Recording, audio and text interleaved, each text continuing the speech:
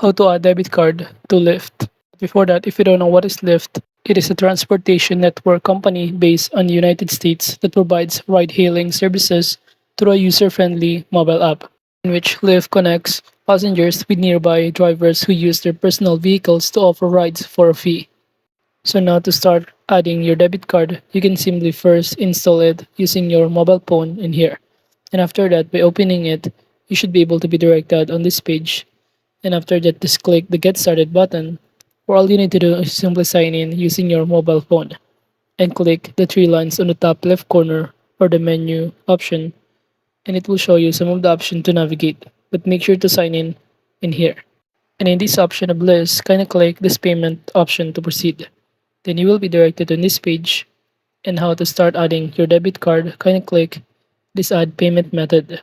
By doing so, from here the next thing that you need to do is to simply choose the credit or debit card. By doing so, the next thing that you need to do from here is to simply add your card details, including your card number, your expiration date, CVV or security code, zip code, or your billing address in here, and click the save button. And once done, you will now be able to see that you have now successfully connect or enter your debit card to Lyft. And that is just how you can start adding debit card to Lyft.